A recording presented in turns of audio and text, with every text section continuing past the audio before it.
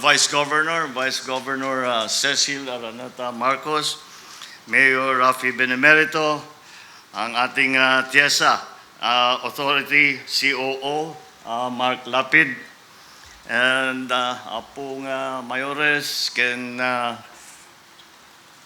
konsehales, ken board member, amin ay ayatek nga kailyak na imbag nga daw yu amin. I am very happy to be here, of course, because we are here inaugurating the first of many planned tourist rest areas, and I'm particularly grateful to our secretary that the first one that she chose to build was here in Pagudpud, here in Ilocos Norte. And we just look forward to more, as she was saying, the scope of this program. Hindi lang, wag niyong isipin, do not think that this is the only one that's going to be built. This will be built, these tourist areas, rest areas will be built in very, very many parts of the country. And so this is a very good example of the kind of approach that we have taken in trying to further the progress of the different sectors in government. And it is a concept that we have come to refer to as a whole of government approach. And that extends to also in other areas the whole of nation approach, because we include the private sector, we include all the stakeholders. But it is a perfect example of that, because we cannot see this tourist. We would not see the success of this tourist area, the first one, without the cooperation of the different sectors. Yan, yung DOT, ang TIESA, and of course the local government. So we have to acknowledge the part that everybody has played to complete and to adorn this much anticipated tourist rest area. I know that Governor Matt is very disappointed not to have been able to join us here, as he has been looking forward to it. Pero natapat lang to his schedule. Meron siyang very important meetings that he had to attend out of town. So, but once again, this is part again of a big program. And one of the reasons, if you remember when I was governor here, it's concentrated on two things. I concentrated, number one, on agriculture, because we took a survey, 73% ng Ilocano, ang kanilang pinagkikitaan ay agrikultura. And I said, okay, agriculture, that is okay, that's basic, we have to attend to that. But I said, but I want people to make money. I want people to have a good living. And I said the easiest return is tourism. And that is why, for a very long time, Ilocos Norte was the entry point for many tourists that were coming from abroad. And we were able to promote that. And eventually, this helped not only the province, but this helped the entire country. So now, these facilities such as this will provide basic tourist services, amenities, such as an information center to help our tourists navigate the beautiful sites that we offer in Ilocos Norte. We provide clean restrooms, charging stations, a lounge for our travelers to rest and recharge between while they are going around the province and going to the other destinations that they will go to. It hosts a pasalubong center that features locally made products. So, the products that you will find here in Pagudpud are not the same products that you will find in Palawan, and not the same products that you will find in Samar. It will be sourced from the locals.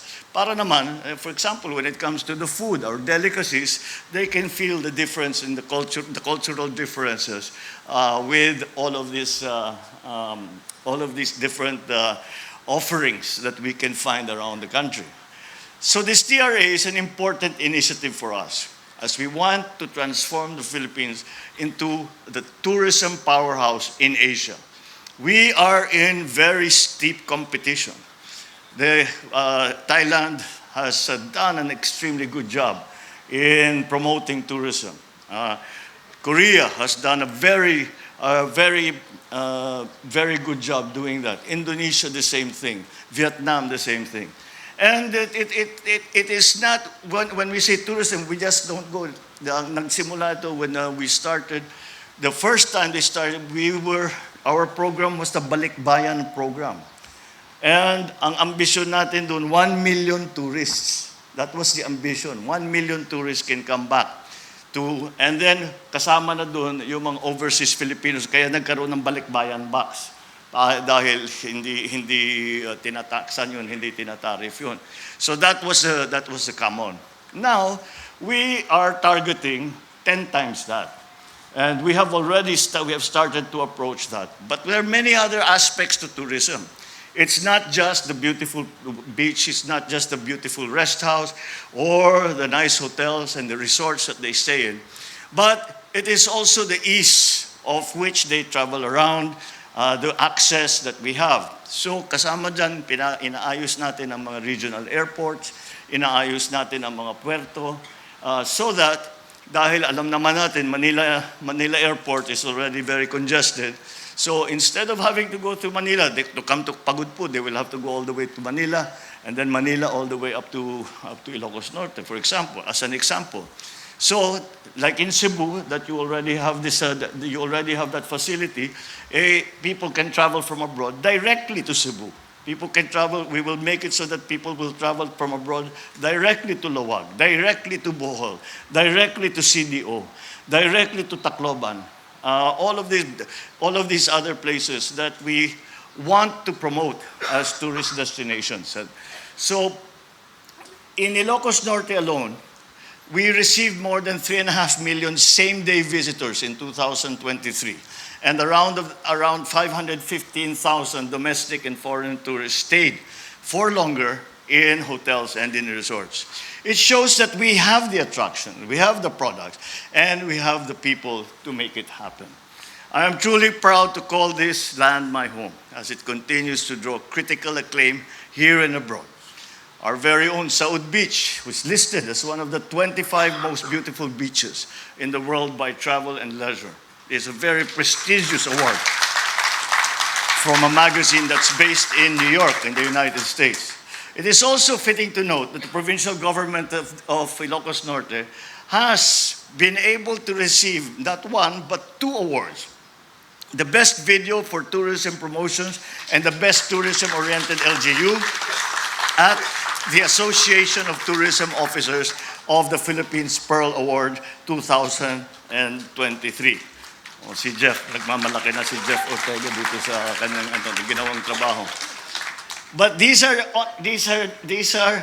not only a testament to the beauty, the culture, the attractions, and of course, the hospitality of Ilocos Norte, but also the commitment of our LGUs to develop and to promote tourism in the region. So, I enjoin everyone to ensure the success of our tourism initiatives, make the experience of our travelers safe, convenient, and memorable. This is a great opportunity to showcase our world-class destinations like Poway Church, the Sand Dunes, Malacanang of the North, amongst others. Ito nga, Saud Beach. All of these places that we know. Hindi pa natin napag-usapan yung mga eastern towns. Hindi pa natin napag-usapan yung mga nasa bundok. I was explaining on the way here to the secretary that we have a town, Adams, which is higher than Baguio. And it is pristine. And there is availability for river rafting, kayaking around there during the season. So, they're just, maganda talaga masyadong Pilipinas. Kahit isang katumingin, maganda. Siguro yung mga city lang, medyo hindi kasing ganda. But once you leave the city, you see the real Philippines. There is no place in the Philippines that's not beautiful. So, yan ang puhunan natin. Let's take full advantage of that. We are now planning to, here in Region 1, planning to assess, to promote the various dive destinations naman. The provinces such as Pagudpud, Badok, and Curibao. And we could not have a better proponent for that than our secretary, who comes from Cebu, one of the best, if not the best dive destinations in the world. And she herself is a diver, so she knows exactly how it's supposed to work. So yan ang ipopromote pa natin. So we encourage the continued engagement of LGUs, DOTR, DNR have also collaborated to safeguard, to conserve our protected areas, particularly the Calvario Patapat Natural Park. To preserve the honor, the cultural legacy of Ilocos Norte, we are currently developing the Ilocos and Pangasinan Regional Historical Trail. As we anticipate the influx of tourists in the area, we are building more facilities to accommodate more visitors here in our province. We started the construction of the Ilocos Norte Transportation Hub in February of this year. Once completed in 2025, we anticipate that the intermodal terminal will ease traffic control, connect transportation modes seamlessly. Not only that, we are now pursuing the development of the Luwag International Airport. The expansion of its runway and rehabilitation of the passenger terminal building will allow the airport to accommodate bigger aircraft and bring in more tourists to this region. We have released funds for the construction of new bridges in the Pansyan Viaduct along Manila North Road. We expect that this project will provide protection to our people traversing that road. All these projects are geared to expand not only tourism, but the broader development of the countryside that follows a strong tourism industry. I am confident that these exciting developments will become a springboard for further success for tourism here in Ilocos Norte and the Philippines, and from this moment onwards. Once again, I extend my congratulations and gratitude to DOT, to TIESA, of course, the local governments of Ilocos Norte, the provincial government, the municipal government of Pagudpud, all of the other line agencies who were involved to bring us to be able to open this tourist rest area today. And without this cooperation and without the synergy that we are achieving by working together and working together with a single plan in mind, with a single destination in mind for all that we're doing, I believe that we will succeed. We hope for that continued support for all the tourism programs across the archipelago. And we will show that not only do Filipinos love the Philippines, but we can tell our foreign friends, guaranteed, you will love the Philippines. Let us work together to build a bagong Pilipinas where we give our people the life that they deserve. Lina, kada kaya mo niya po.